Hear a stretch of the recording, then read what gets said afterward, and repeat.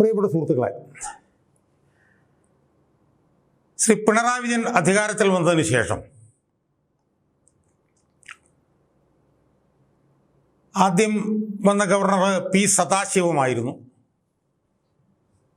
അദ്ദേഹം വളരെ നിശബ്ദനായി അവിടെ ഇരുന്നു.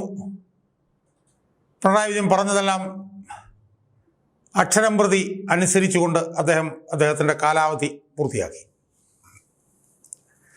ആ കാലാവധി പൂർത്തിയാക്കിയതിന് ശേഷം വന്ന ആരിഫ് മുഹമ്മദ് ഖാൻ എന്ന ഗവർണർ ഉണ്ടാക്കിയ പുകില് നമ്മൾ കണ്ടതാണ്. ആദ്യം കുറച്ച് നാൾ പിണറായി വിജയനുമായി വലിയ തർക്കത്തിനൊന്നും മുതിരാതെ അദ്ദേഹം തുടർന്നു.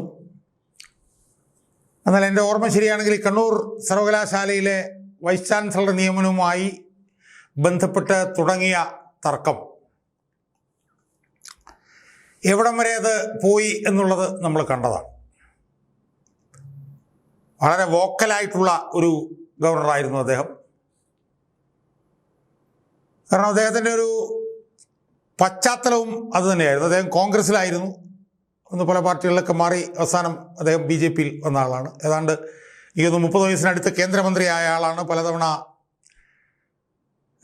MP ആയിരുന്നു. അദ്ദേഹം ഒരു അഭിഭാഷകനാണ്, ഒരു മുസ്ലിം പണ്ഡിതനാണ്. അതിലൊക്കെ ഉപരി അദ്ദേഹം വളരെ വോക്കലായിട്ടുള്ളൊരു മനുഷ്യനാണ്. തനിക്ക് എന്താണോ തോന്നുന്നത് അത് പുറമേ പറയുന്ന ഒരു സ്വഭാവക്കാരനായിരുന്നു. അദ്ദേഹം 5 വർഷക്കാലം ഇവിടെ ഇരുന്നു. 5 വർഷക്കാലം ഇരുന്നതിന് ശേഷം അദ്ദേഹം തിരിച്ചു പോകുന്നതിനുള്ളിൽ അദ്ദേഹം പിണറായി വിജയനെ ഒരുപാട് പാഠങ്ങൾ പഠിപ്പിച്ചതിന് ശേഷമാണ് തിരിച്ചു പോയത്. കേരളത്തിലെ ഉന്നത വിദ്യാഭ്യാസ രംഗം നമുക്കറിയാം, പതിറ്റാണ്ടുകളായി CPMൻ്റെ നിയന്ത്രണത്തിലായിരുന്നു. അത് UDF ഭരിച്ചാലും സർവകലാശാലകൾ ഭരിക്കുന്നത് CPM ആയിരിക്കും. കാരണം അവിടുത്തെയൊക്കെ സിൻഡിക്കേറ്റിലെ ഭൂരിപക്ഷം CPMനായിരിക്കും. അങ്ങനെ ഇടത് ഭരിച്ചാലും ഭരത് ഭരിച്ചാലും ഉന്നത വിദ്യാഭ്യാസ രംഗം അടക്കി ഭരിച്ചിരുന്നത് CPM ആയിരുന്നു. എന്നാൽ CPMനുണ്ടായിരുന്ന ഈ ഉന്നത വിദ്യാഭ്യാസ രംഗത്തെ പതിറ്റാണ്ടുകൾ നീണ്ട ആ ആധിപത്യത്തിൽ നിന്ന് CPMനെ നിഷ്കാസിതനാക്കിയിട്ടാണ് ശ്രീ ആരിഫ് മുഹമ്മദ് ഖാൻ പോയത് എന്ന് നമ്മൾ കണ്ടതാണ്.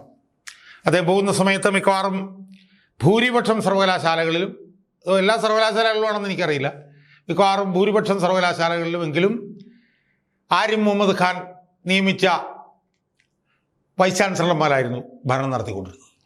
കണ്ണൂർ സർവകലാശാല, കോഴിക്കോട് സർവകലാശാല, കൊച്ചിൻ സർവകലാശാല, ആരോഗ്യ സർവകലാശാല, കേരള സർവകലാശാല, ഗാന്ധി സർവകലാശാല, മിക്കവാറും എല്ലാ സർവകലാശാലകളിലും ആരിഫ് മുഹമ്മദ് ഖാൻ കൊണ്ടുവന്ന വൈസ് ചാൻസലർമാരായിരുന്നു ഭരിച്ചിരുന്നത്. അതിലുപരി ഏതെങ്കിലും ഏറാൻ മൂളികളെ കൊണ്ടുവച്ച് പിൻസീറ്റ് ഭരണം നടത്തുക എന്ന CPMൻ്റെ ആ ഒരു നിരന്തര സ്ഥിര ശൈലിക്ക് കടിഞ്ഞാണിട്ടു ആരിഫ് മുഹമ്മദ് ഖാൻ. കഴിവുള്ളവരെ കൊണ്ടുവന്ന് അവിടെ നിയമിച്ചു. അതിനുവേണ്ടി അദ്ദേഹം നടത്തിയിട്ടുള്ള സമര പോരാട്ടങ്ങളെ കുറിച്ചിട്ടൊക്കെ ഞാൻ ഒരുപാട് വീഡിയോകൾ ചെയ്തിട്ടുള്ളതാണ്. അതുകൊണ്ട് അതിൻ്റെ വിശദാംശങ്ങളിലൊന്നും ഞാൻ പോകുന്നില്ല. എന്തായാലും ആരിഫ് മുഹമ്മദ് ഖാൻ രണ്ടാമതൊരു തവണ കൂടി ഗവർണറായിരിക്കുമെന്നായിരുന്നു നമ്മൾ പ്രതീക്ഷിച്ചിരുന്നത്. അതിൽ നിന്ന് വിരുദ്ധമായി അദ്ദേഹം ഇവിടുന്ന് പോയി. അദ്ദേഹം ഇപ്പോൾ ബീഹാറിലെ ഗവർണറാണ്.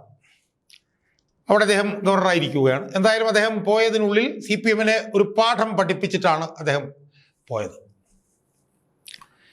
പക്ഷെ അദ്ദേഹം ഈ പറഞ്ഞ പോലെ ഒരു നിശബ്ദനായി താൻ ഉദ്ദേശിക്കുന്നത് എന്തോ അത് ചെയ്യുന്ന ഒരു സമീപനക്കാരനായിരുന്നില്ല. അദ്ദേഹം തനിക്ക് പറയാനുള്ളത് പരസ്യമായി പറയും. അതിശക്തമായി CPMനെതിരായിട്ട് പരസ്യമായി തന്നെ പോർവിളി നടത്തി സമരമുഖത്ത് നെഞ്ചുവിരിച്ച് നിന്ന് CPMനെതിരെ രാജ്ഭവനകത്തും നിരത്തുകളിലും ഇറങ്ങി നിന്ന് സമരം ചെയ്ത ഒരു ഗവർണറായിരുന്നു ആരിഫ് മുഹമ്മദ് ഖാൻ.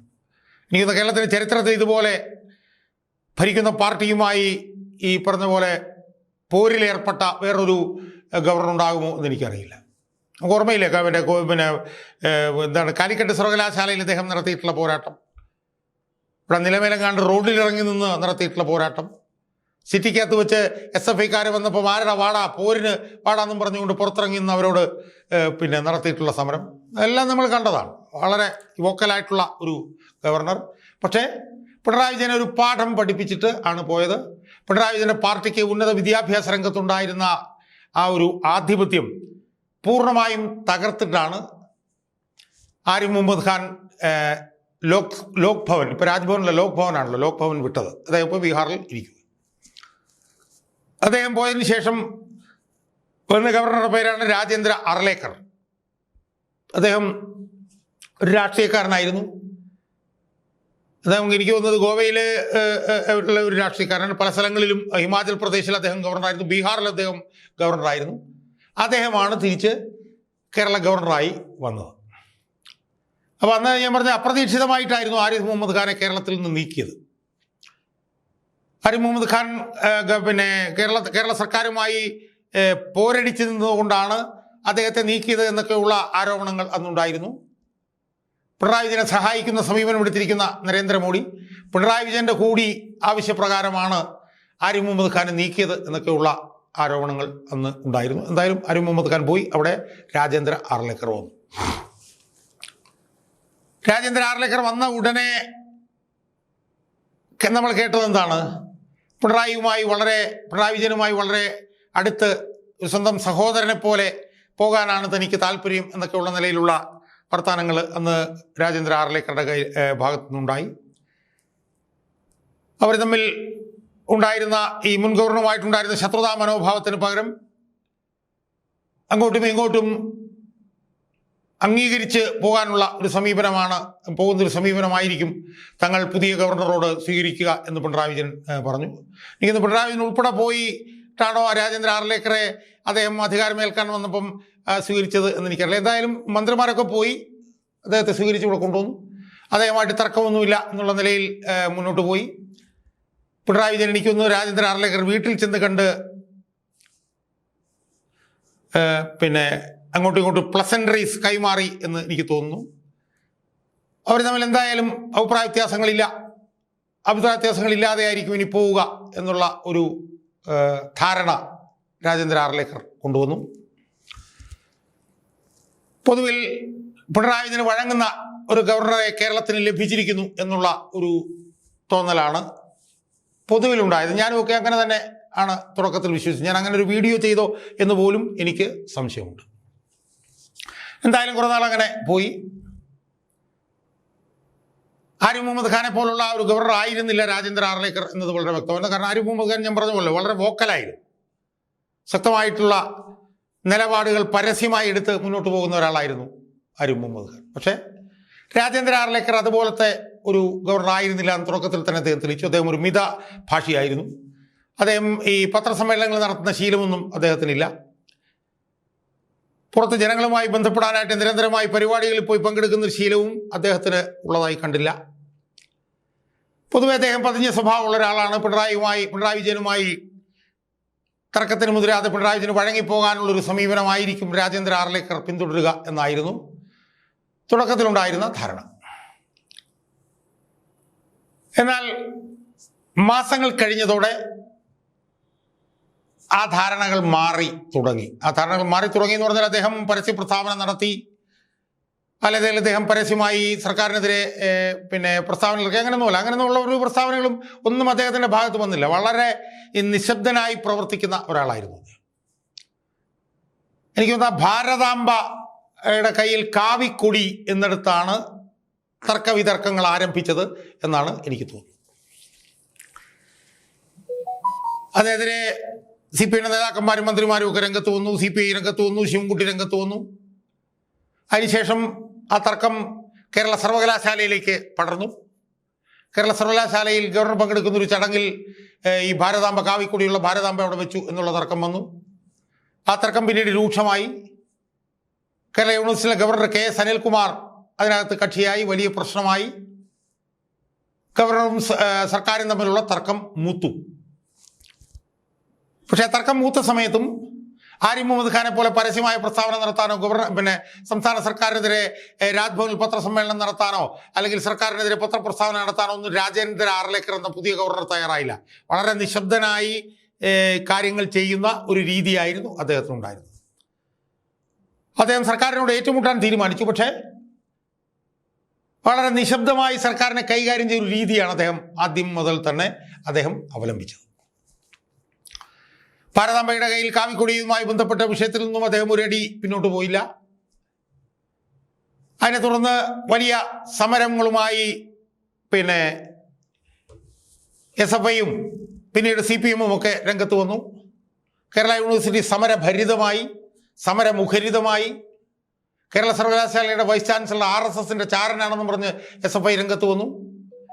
കേരള സർവകലാശാലയിലെ വൈസ് ചാൻസലർ എടുക്കുന്ന എല്ലാ നീക്കങ്ങളും സംഘപരിവാര ശക്തികൾക്ക് സംഘപരിവാര ശക്തികൾക്ക് ഇഷ്ടപ്പെട്ട രീതിയിലാണെന്നുള്ള നിലയിൽ വലിയ സമര പോരാട്ടങ്ങൾക്ക് പിന്നീട് കേരള സർവകലാശാല വേദിയാവുന്നതാണ് നമ്മൾ കണ്ടത്. പക്ഷെ അങ്ങനെ കേരള സർവകലാശാല ഗവർണർക്കെതിരെയും കേരള സർവകലാശാല വൈസ് ചാൻസലറായ മോഹൻ കുന്നുമ്മലിനെതിരെയും ഒക്കെ സമരമുഖരിതമായ സമയത്ത് പോലും പച്ചപ്പരസ്യമായി ഈ പറഞ്ഞതുപോലെ ആരിഫ് മുഹമ്മദ് ഖാൻ എടുത്ത ഒരു സമീപനം എടുക്കാൻ രാജേന്ദ്ര ആർലേക്കർ തയ്യാറായില്ല എന്നുള്ളത് നമുക്ക് കാണാൻ കഴിയും. അദ്ദേഹം വളരെ നിശബ്ദനായി തൻ്റെ നീക്കങ്ങൾ നടത്തുന്ന ഒരു സ്വഭാവക്കാരൻ, വളരെ നിശബ്ദൻ. എന്തായാലും അതിനെ തുടർന്ന് വൈസ് ചാൻസലർമാരെ നിയമിക്കുന്ന വിഷയവുമായി ബന്ധപ്പെട്ട് വീണ്ടും സർക്കാരുമായി തർക്കം മൂത്തു. ആ തർക്കത്തിൽ പ്രധാനമായും ഡിജിറ്റൽ സർവകലാശാലയിലെ വൈസ് ചാൻസലറും സാങ്കേതിക സർവകലാശാലയിലെ വൈസ് ചാൻസലറുടെയും പ്രശ്നമാണ് തർക്കത്തിലേക്ക് പോയത്. വേറെയും ചില തർക്കങ്ങളുണ്ടായിരുന്നു, എന്നാലും പ്രധാനമായ തർക്കം ഇതായിരുന്നു. അവിടെ സർക്കാരിന് ചില നിലപാടുകളുണ്ടായിരുന്നു. ആ നിലപാടുകളിൽ ഏറ്റവും പ്രധാനം എന്ന് പറയുന്നത് ഡിജിറ്റൽ സർവകലാശാലയിലെ വൈസ് ചാൻസലറായിരുന്ന സിസ തോമസിനെ ഇറക്കി വിടണം. അതായിരുന്നു സർക്കാരിൻ്റെ ഏറ്റവും പ്രധാനപ്പെട്ട ലക്ഷ്യം. കാരണം സിസ തോമസ് ഇടക്കാലത്ത് ഡിജിറ്റൽ സർവകലാശാലയിൽ വൈസ് ചാൻസലർ ആയിരുന്നപ്പോൾ അവിടുത്തെ അഴിമതികളെല്ലാം ഗവർണറെ അറിയിച്ചു. ഇതാണ് സർക്കാരിനുണ്ടായിരുന്ന പ്രശ്നം. അപ്പോൾ സിസ തോമസിനെ ഒരു കാരണവശാലും വൈസ് ചാൻസലർ സ്ഥാനത്ത് നിലനിർത്തില്ല എന്നുള്ള വാശി സംസ്ഥാന സർക്കാരിനും പ്രത്യേകിച്ച് പിണറായി വിജയനും ഉണ്ടായിരുന്നു. അതുപോലെ തന്നെ ഡിജിറ്റൽ സർവകലാശാലയിൽ സജി ഗോപിനാഥ് എന്ന് പറഞ്ഞ തൻ്റെ വേണ്ടപ്പെട്ടവനെ, തൻ്റെ ഒരു അഴിമതിക്ക് തൻ്റെ ഒപ്പം കൂട്ടുനിൽക്കുന്ന ഒരാളെ ഡിജിറ്റൽ സർവകലാശാലയിൽ വൈസ് ചാൻസലർ ആക്കണം. ഈ ഒരു നിർബന്ധ ബുദ്ധി പിണറായി വിജയൻ ഉണ്ടായിരുന്നു. അത് എന്ത് വന്നാലും നടപ്പിലാക്കിയേ താൻ പിന്തിരിയുകയുള്ളൂ എന്ന് ഈ പറഞ്ഞ പോലെ വ്രതമെടുത്ത് നിൽക്കുകയായിരുന്നു പിണറായി വിജയൻ. എന്നാൽ മറുവശത്ത് രാജേന്ദ്ര ആർലേക്കറും തൻ്റെ നിലപാടിൽ നിന്ന് ഒട്ടും പിന്നോട്ട് പോകാൻ തയ്യാറായില്ല. പക്ഷേ അദ്ദേഹം പരസ്യ നിലപാടുകളിലേക്കോ പത്രസമ്മേളനങ്ങളിലേക്കോ പ്രസ്താവനകളിലേക്കോ പോർവിളികളിലേക്കോ ഒന്നും അദ്ദേഹം പോയില്ല. അദ്ദേഹം വളരെ നിശബ്ദനായി കരുക്കൾ നീക്കിക്കൊണ്ടിരുന്നു. ഈ വിഷയം നീണ്ടു. സർക്കാരിന് ഇഷ്ടമുള്ള നിലയിൽ പ്രവർത്തിക്കാൻ രാജേന്ദ്ര ആർലേക്കർ തയ്യാറായില്ല. രാജേന്ദ്ര ആർലേക്കറിന് സിസ തോമസിനെ ഏതെങ്കിലും ഒരു ഡിജിറ്റൽ യൂണിവേഴ്സിറ്റി വൈസ് ചാൻസലർ ആക്കണം തന്നെ നിർബന്ധമുണ്ടായിരുന്നു. ആ വിഷയം സുപ്രീം കോടതിയിലെത്തി. ഒരു സുധാംശു ധൂലിയ എന്ന് പറഞ്ഞ റിട്ടയേർഡ് സുപ്രീം കോടതി ജഡ്ജിയെ ഈ കാര്യം പരിശോധിക്കാൻ സുപ്രീം കോടതി ഏർപ്പാടാക്കി. ഈ രണ്ട് യൂണിവേഴ്സിറ്റികളിലും ലിസ്റ്റ് ഉണ്ടാക്കണമെന്നും ആ ലിസ്റ്റ് സംബന്ധിച്ച് മുഖ്യമന്ത്രി കൊടുക്കുന്ന ലിസ്റ്റ് ഗവർണർ അംഗീകരിക്കണം എന്നൊക്കെ പറഞ്ഞിട്ട് ചില തീരുമാനങ്ങളൊക്കെ വന്നു. പക്ഷേ ആ തീരുമാനങ്ങളൊന്നും വന്നെങ്കിലും ഗവർണർ ഒരിഞ്ച് പോലും പിന്മാറാൻ തയ്യാറായില്ല. ഗവർണർ അതിനെതിരെ വീണ്ടും സുപ്രീം കോടതിയിലേക്ക് പോയി. സുപ്രീം കോടതിയിലേക്ക് പോയിട്ട് ഗവർണർ പറഞ്ഞു കഴിവുള്ളവരെ മാത്രമേ വൈസ് ചാൻസലറായി നിയമിക്കാൻ കഴിയുകയുള്ളൂ എന്ന് മാത്രമല്ല UGC നോംസ് ഈ വൈസ് ചാൻസലർമാരെ നിയമിക്കുന്ന തീരുമാനത്തിൽ ലംഘിക്കുന്നത് പറ്റില്ല എന്ന് പറഞ്ഞിട്ട് അദ്ദേഹം സുപ്രീം കോടതിയിൽ ഹർജി ഫയൽ ചെയ്തു. ഒരു കാരണവശാലും സിസ തോമസ് എന്ന് പറഞ്ഞ കഴിവുള്ള വൈസ് ചാൻസലറെ അവരെ ഒഴിവാക്കാൻ കഴിയില്ല. കാരണം സാങ്കേതിക സർവകലാശാലയുടെയും ഡിജിറ്റൽ സർവകലാശാലയുടെയും ലിസ്റ്റിൽ അവരുണ്ട്. അതുകൊണ്ട് അവരെ ഒഴിവാക്കാൻ കഴിയില്ല എന്നുള്ള ഉറച്ച നിലപാടിൽ അദ്ദേഹം നിന്നു. പക്ഷേ നിശബ്ദമായി കരുക്കൾ നീക്കി. നേരത്തെ പറഞ്ഞല്ലോ, പത്രസമ്മേളനം നടത്താനോ അല്ലെങ്കിൽ പത്രപ്രസ്താവന ഇറക്കാനോ പോർവിളി നടത്താനോ ഒന്നും അദ്ദേഹം തയ്യാറായില്ല. നിശബ്ദനായിരുന്നു കൊണ്ട് തൻ്റെ കരുക്കൾ അദ്ദേഹം നീക്കിക്കൊണ്ടിരുന്നു. അവസാനം മന്ത്രിമാർ വന്നു, സമവായം എന്ന് പറഞ്ഞ് മന്ത്രിമാർ വന്നു. അപ്പോൾ അദ്ദേഹം വളരെ സൗമ്യതയോട് ചോദിച്ചു, എന്താണ് മുഖ്യമന്ത്രി വരാത്തത്? മുഖ്യമന്ത്രിയല്ലേ വരേണ്ടത്, നിങ്ങൾ മന്ത്രിമാരാണോ എന്ന് പറഞ്ഞുകൊണ്ട് തൻ്റെ നിലപാട് പറഞ്ഞ് P രാജീവിനെയും R ബിന്ദുവിനെയും അദ്ദേഹം പറഞ്ഞു വിട്ടു. കുറച്ച് ദിവസം കഴിഞ്ഞപ്പോൾ നമ്മളെന്താ കണ്ടത്? കുറച്ച് ദിവസം കണ്ടപ്പോഴത്തേക്ക് ഈ വടിവാളുകൾക്കിടയിലൂടെ നെഞ്ചു വിരിച്ച് നടന്ന പിണറായി വിജയൻ കൂനിപ്പിടിച്ച് കൂനിക്കൂടി ഗവർണറെ കാണാൻ അവിടെ എത്തുന്നത് നമ്മൾ കണ്ടു. നിശബ്ദനായി നിന്ന് കൈക്കൾ നീക്കുന്ന രാജേന്ദ്ര ആർലേക്കർ ഇരിക്കുന്ന സ്ഥലത്തേക്ക് പിണറായി ചെല്ലുന്നു, ചർച്ച നടത്തുന്നു. ചർച്ച നടത്തിയെന്ന് പറഞ്ഞാൽ എന്താ തീരുമാനിച്ചത്? സമവായത്തിലെത്തുന്നു എന്ന് പറഞ്ഞാൽ ഒരു കാരണവശാലും സിസ തോമസിനെ ഒരു യൂണിവേഴ്സിറ്റികളുടെയും പടി പോലും കടത്തില്ല എന്ന് പറഞ്ഞ പിണറായി വിജയൻ ഒരു എലിയെ പോലെ സിംഹത്തിനെ പോലെ പിണറായി വിജയൻ ഒരു എലിയെ പോലെ ലോക് ഭവനിൽ ചെന്ന് ഗവർണറുമായി സമവായത്തിൽ എത്തുകയും സിസ തോമസിനെ സാങ്കേതിക സർവകലാശാലയിലെ വൈസ് ചാൻസലറാക്കാൻ സമ്മതിക്കുകയും ചെയ്തു. അങ്ങനെ സമ്മതിച്ചപ്പോൾ രാജേന്ദ്ര ആർലേക്കറും പിന്നോട്ട് പോയി സജി ഗോപിനാഥിനെ ഡിജിറ്റൽ സർവകലാശാലയിൽ വൈസ് ചാൻസലറാക്കാൻ നിയമിച്ചു. ഇതാണ് പൊതുവിലുള്ള ഒരു സംസാരം. പിണറായി വിജയൻ വഴങ്ങിയപ്പോൾ ഗവർണറും വഴങ്ങി എന്ന്. ഒറ്റനോട്ടത്തിൽ അത് ശരിയാണെന്ന് തോന്നാം, ഒറ്റനോട്ടത്തിൽ അത് ശരി തന്നെയാണ് താനും. പക്ഷേ അതിനേക്കാൾ വലിയൊരു വിഷയം അതിനകത്ത് കിടപ്പുണ്ട്. ഒന്ന്, ഗവർണർ വിചാരിച്ച സിസ തോമസിനെ സാങ്കേതിക സർവകലാശാലയിലെ വൈസ് ചാൻസലറാക്കി, കഴിവുള്ള അവരെ വൈസ് ചാൻസലറാക്കി. മറ്റ് സർവകലാശാലയിൽ സജി ഗോപിനാഥിനെ വൈസ് ചാൻസലറാക്കി, ഡിജിറ്റൽ സർവകലാശാലയിൽ പിണറായി പറഞ്ഞ പോലെ വൈസ് ചാൻസലറാക്കി സജി ഗോപിനാഥിനെ. പക്ഷേ സജി ഗോപിനാഥിനെതിരെ ഡിജിറ്റൽ സർവകലാശാലയിലെ ആ അഴിമതിയുമായി ബന്ധപ്പെട്ടൊരു CAG ഓഡിറ്റ് നടന്നുകൊണ്ടിരിക്കുകയാണ്. സജി ഗോപിനാഥിനെതിരെ അഴിമതികൾ എണ്ണിയാണ് സിസ തോമസ് ഗവർണർക്ക് കൊടുത്തത്. ആ കത്ത് ഗവർണർ CAGക്ക് കൊടുക്കുകയായിരുന്നു. അപ്പോൾ അവിടുത്തെ CAG ഓഡിറ്റ് നടന്നുകൊണ്ടിരിക്കുകയാണ് സജി ഗോപിനാഥിനെതിരായിട്ടുള്ളത്.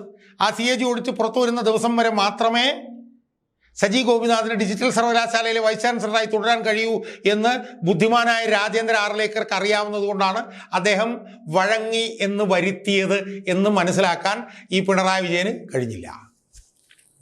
അപ്പോൾ രാജേന്ദ്ര ആർലേക്കർ പറഞ്ഞിടത്തേക്ക് കാര്യങ്ങൾ കൊണ്ടുവന്നു. കഴിവുള്ള സിസ തോമസിനെ സാങ്കേതിക സർവകലാശാലയിലെ വൈസ് ചാൻസലറാക്കി. ഈ അഴിമതിക്കാരനായിട്ടുള്ള സജി ഗോപിനാഥിനെ തൽക്കാലം ഡിജിറ്റൽ സർവകലാശാലയിൽ വൈസ് ചാൻസലറാക്കിയെങ്കിലും ഡിജിറ്റൽ സർവകലാശാലയുമായി ബന്ധപ്പെട്ടുകൊണ്ട് CAG ഓഡിറ്റ് വരുന്നതോടുകൂടി അയാളുടെ പണി അവിടെ തീരും. അത് കഴിയുമ്പോൾ അവിടെയും കഴിവുള്ള ആളെ രാജേന്ദ്ര ആർലേക്കർ കൊണ്ടുവരും. അതാണ് രാജേന്ദ്ര ആർലേക്കറും ഈ ആരിഫ് മുഹമ്മദ് ഖാനും തമ്മിലുള്ള വ്യത്യാസം. ആരിഫ് മുഹമ്മദ് ഖാനും തനിക്ക് ശരിയെന്ന് തോന്നുന്ന കാര്യങ്ങൾ ഉന്നത വിദ്യാഭ്യാസ മേഖലയിൽ നടപ്പിലാക്കി, ആ കാര്യത്തിൽ ആരും തർക്കമില്ല. പക്ഷേ നടപ്പിലാക്കിയ രീതികളാണ് വ്യത്യാസം. ആരിഫ് മുഹമ്മദ് ഖാൻ വോക്കലായിട്ടുള്ളൊരു മനുഷ്യനായിരുന്നു. പത്രസമ്മേളനം നടത്തും, പ്രസ്താവന നടത്തും, പോർവിളി നടത്തും, തെരുവിലിറങ്ങി നിന്ന് പോരാടും, നെഞ്ചു വിരിച്ചു നിൽക്കും. അങ്ങനെയൊക്കെയാണ് ഉന്നത വിദ്യാഭ്യാസ മേഖലയിൽ ശരിയായ തീരുമാനങ്ങൾ ആരിഫ് മുഹമ്മദ് ഖാൻ നടത്തിയതെങ്കിൽ രാജേന്ദ്ര ആർലേക്കർ അതിൽ നിന്നും വ്യത്യസ്തനായി പതിഞ്ഞ സ്വഭാവക്കാരൻ. ഈ പല BJP-കാരും പറയുന്നത് പോലെ ഒരു അണലിപ്പാമ്പിനെ പോലെയാണ് രാജേന്ദ്ര ആർലേക്കർ എന്നാണ് ചില BJP-കാർ പറയുന്നത്. മണ്ണിൽ പൊതഞ്ഞു കിടക്കും. മണ്ണിൽ പൊതഞ്ഞു കിടന്ന് ആരെങ്കിലും ചെന്ന് കഴിഞ്ഞാൽ വിഷം ചീറ്റും, എന്നിട്ടും അവിടെ മണ്ണിൽ പൊതഞ്ഞു കിടക്കും. അതുപോലെയാണ് രാജേന്ദ്ര ആർലേക്കർ എന്നാണ് പല BJP-കാരും അദ്ദേഹം വന്നപ്പം പറഞ്ഞത്. ഞാൻ അങ്ങനെ കരുതിയിരുന്നില്ല, പക്ഷേ ഏതാണ്ട് അത് ശരിയാണ് എന്നാണ് എനിക്ക് തോന്നുന്നത്. ഏതാണ്ട് ഒരുപോലെ തന്നെ വിഷമുള്ള രണ്ടുപേർ ആണ്, പോസിറ്റീവായിട്ടാണ് ഞാൻ പറയുന്നത്, ആരിഫ് മുഹമ്മദ് ഖാനും രാജേന്ദ്ര ആർലേക്കറും. ആരിഫ് മുഹമ്മദ് ഖാൻ ഈ പറഞ്ഞതുപോലെ ആഞ്ഞു കൊത്തുന്ന ഒരു വിഷപ്പാമ്പാണെങ്കിൽ രാജേന്ദ്ര ആർലേക്കർ പതിഞ്ഞ മണ്ണിൽ കിടക്കുന്ന ഒരു അണലിപ്പാമ്പാണ്. രണ്ടുപേരും അവർക്ക് ശരിയെന്ന് തോന്നുന്ന ശരിയായ കാര്യങ്ങൾ നടപ്പിലാക്കും. പക്ഷെ ആരിഫ് മുഹമ്മദ് ഖാൻ അല്ല രാജേന്ദ്ര ആർലേക്കർ. രാജേന്ദ്ര ആർലേക്കർ ഇതുവരെ ഒരു പത്രസമ്മേളനം അദ്ദേഹം നടത്തിയായിട്ട് എനിക്കറിയില്ല, ഒരു പരസ്യ പ്രസ്താവന അദ്ദേഹം നടത്തിയായിട്ട് അറിവില്ല, സർക്കാരിനെതിരെ ഒരു പോർവിളി നടത്തിയായിട്ട് എനിക്കറിയില്ല. പക്ഷേ അദ്ദേഹം വിചാരിച്ചിടത്തേക്ക് കാര്യങ്ങളെ കൊണ്ടുപോയി. ഇനി ഗവർണർ പിന്നെ വൈസ് ചാൻസലർ മാത്രമല്ല, KS അനിൽകുമാർ എന്ന് പറഞ്ഞിട്ട് കേരള സർവകലാശാലയിലെ രജിസ്ട്രാർ, അദ്ദേഹത്തിന് പുറകിൽ പാർട്ടി ആദ്യം മുതലേ അണിനിരന്നതാണ്. അദ്ദേഹം ഗവർണർക്കെതിരെ ഗോഗ്വ വിളിച്ച് നടത്തിയ ആളാണ്. അയാൾ ഒരു ദിവസം എന്ത് ചെയ്തു? അയാൾ അവിടെ നിന്ന് പോയി, സ്വന്തമായി പോയി എന്നാണ് ഇവർ പറയുന്നത്. അദ്ദേഹം ശാസ്താംകോട്ട കോളേജിലേക്ക് സ്ഥലം മാറ്റം വാങ്ങി രജിസ്ട്രാർ സ്ഥാനത്ത് നിന്ന് പോയി. അത് ഗവർണറുടെ അടുത്ത് പണി നടക്കില്ല എന്ന് മനസ്സിലാക്കിയിട്ടാണ്. അതുപോലെ തന്നെ കേരള സർവകലാശാല വൈസ് ചാൻസലറായിട്ടുള്ള മോഹൻ കുന്നുമ്മലിന് ഇപ്പോൾ ഒരു കുഴപ്പവുമില്ലാതെ അവിടെ നിന്ന് നല്ലപോലെ ഭരിക്കാൻ പറ്റുന്നുണ്ട്. ഒരു പ്രശ്നവുമില്ല. SFI-കാരുടെ സമരവുമില്ല, CPM-ന്റെ സമരവുമില്ല. ഇപ്പോൾ ഇന്നത്തെ പത്രത്തിൽ കിടക്കുന്നത് 5 തസ്തികകളും ഗവർണറെ അവിടെ അനുവദിച്ചു കൊടുത്തു എന്നാണ്. അതാണ് രാജേന്ദ്ര ആർലേക്കർ. നിശബ്ദമായി പിണറായി വിജയനെ വാരി വലിച്ച് തറയിലടിക്കുന്ന ആളാണ് രാജേന്ദ്ര ആർലേക്കർ. ആരിഫ് മുഹമ്മദ് ഖാനെ മോശമായി പറയല്ല, പക്ഷെ ആരിഫ് മുഹമ്മദ് ഖാൻ്റെ ഒരു ശൈലിയല്ല. ഒരർത്ഥത്തിൽ ഞാൻ ഒരു തവണ ലോക് ഭവനിൽ ചെന്നപ്പോൾ എന്നോടും അദ്ദേഹം പറഞ്ഞു, ഷാജഹാൻ, എനിക്ക് ആരിഫ് മുഹമ്മദ് ഖാൻ എന്ന് പറഞ്ഞ എൻ്റെ മുൻഗാമിയോട് എനിക്ക് വളരെയധികം ബഹുമാനമുണ്ട്, പക്ഷേ ഞങ്ങളുടെ രണ്ടുപേരെയും ശൈലികൾ രണ്ടാണ് എന്ന് മാസങ്ങൾക്ക് മുമ്പ് ശ്രീ രാജേന്ദ്ര ആർലേക്കർ എന്നോട് പറഞ്ഞിരുന്നു. അത് ശരിയാണ് എന്ന് എനിക്കിപ്പോൾ ബോധ്യമായിരിക്കുന്നു. പിണറായി വിജയൻ്റെ പിണറായി വിജയനെ ഈ പറഞ്ഞ പോലെ നിശബ്ദനായി ഇച്ഛ ഇണ്ണ വരപ്പിച്ച ഗവർണറായി ആരിഫ് മുഹമ്മദ് ഖാൻ ഭാവിയിൽ ആരിഫ് മുഹമ്മദ് ഖാൻ അല്ല, രാജേന്ദ്ര ആർലേക്കർ ഭാവിയിൽ അറിയപ്പെടും എന്നാണ് എനിക്ക് സൂചിപ്പിക്കാനുള്ളത്.